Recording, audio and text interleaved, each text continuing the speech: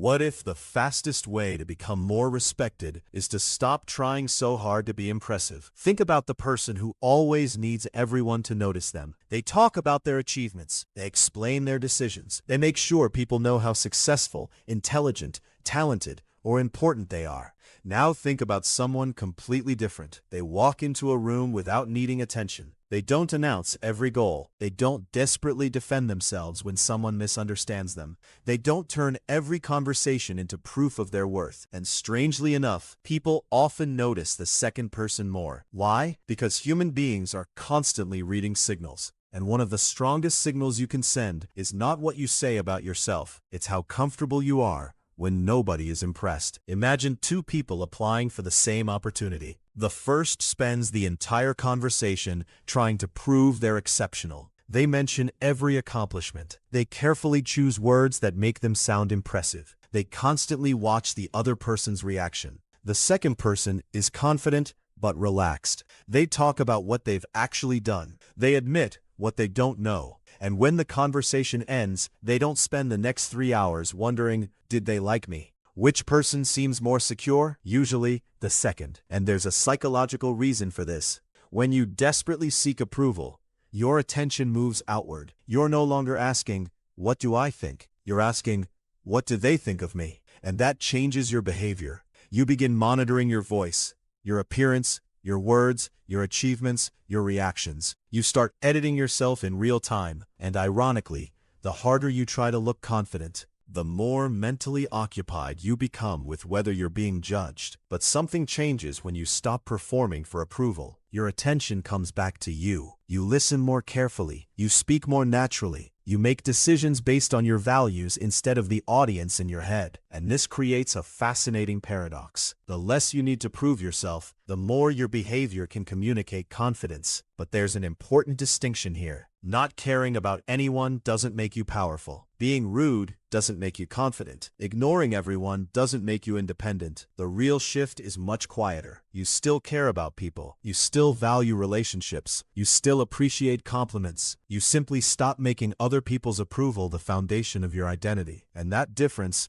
can completely change how you move through the world. Consider social media. You post something, then you check the likes. Nothing unusual happens, so you check again. Then again, you notice someone else received more attention. Suddenly, your mood changes. You didn't lose anything. Your life didn't become worse. But your brain just received a comparison signal. And now you're tempted to change what you're doing based on how other people responded. This is where the pursuit of approval becomes exhausting, because approval has no finish line. One compliment feels good, then you want another. One achievement makes you proud, then you need a bigger one. One person respects you, then you start worrying about whether everyone else does too. The goal keeps moving, and if your sense of worth depends on reaching it, you can spend your entire life running after something that never stays still. But what happens when you stop? At first, it can feel uncomfortable. You may wonder whether people are noticing you. You may feel strangely invisible. You might even think you're becoming less important. But then something unexpected happens. You begin discovering what you actually like. Not what gets attention. Not what looks impressive. Not what makes someone else jealous. What you genuinely enjoy. And that discovery is more powerful than it sounds, because a person who knows what they value is much harder to control through approval. Imagine someone choosing a career. They could choose the path that sounds impressive at dinner parties, or they could choose something meaningful to them, even if fewer people understand it. The first person may receive more applause, but the second person may have something much more valuable. Direction. And direction creates a different kind of confidence. You don't need everyone to understand where you're going when you understand why you're going there. This is also why quiet confidence can feel so different from insecurity disguised as confidence. Insecurity often asks, do you think I'm good enough? Confidence asks, is this good enough for me to continue? Those are completely different questions. One gives other people control over your identity. The other puts responsibility back in your own hands. And there's another fascinating effect. When you stop trying to impress everyone, you become better at actually connecting with people.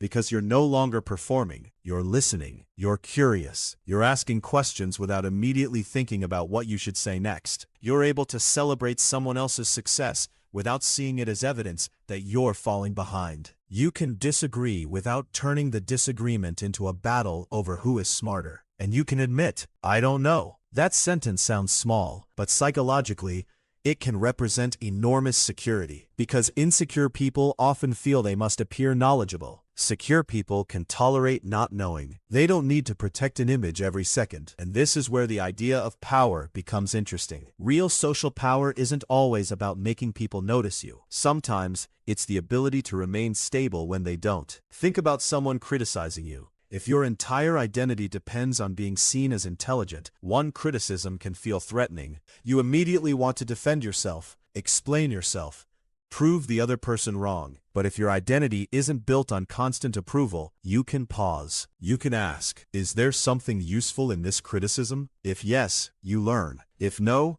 you move on. That's freedom. Because the moment every opinion doesn't require a reaction from you, other people's opinions lose some of their power over your behavior. And this doesn't mean becoming emotionless. It means becoming selective. Not every comment deserves your attention. Not every misunderstanding needs a correction. Not every achievement needs an announcement. Not every goal needs an audience. Sometimes the strongest thing you can do is quietly keep working. There is a reason people often become uncomfortable when they start changing. The old version of them was built around external signals. Maybe they were the funny one, the successful one, the helpful one, the smartest one, the person who always said yes. And then one day, they stop performing that identity. Some people may not understand. They may even say, you've changed. And they're right, you have. But changing isn't always becoming someone new.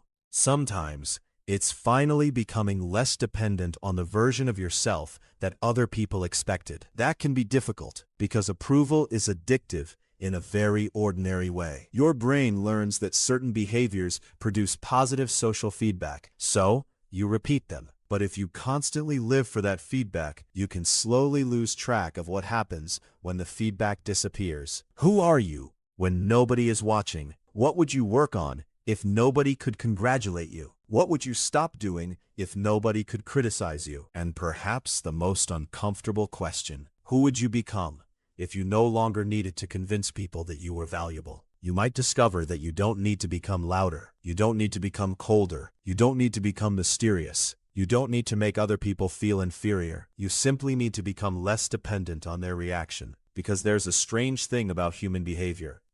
When you desperately chase attention, attention can become your master. When you desperately chase respect, respect can become your obsession. When you desperately chase validation, validation can become your cage. But when you build a life you respect, even when nobody is watching, something changes. You stop performing your life. You start living it. And people may notice. Some will respect you more. Some won't. Some will misunderstand you. Some will never notice the change at all. And that's the final test. Can you still choose the life you believe in when nobody applauds? Because the deepest form of confidence isn't walking into a room and making everyone notice you. It's walking into that same room and realizing you don't need them to.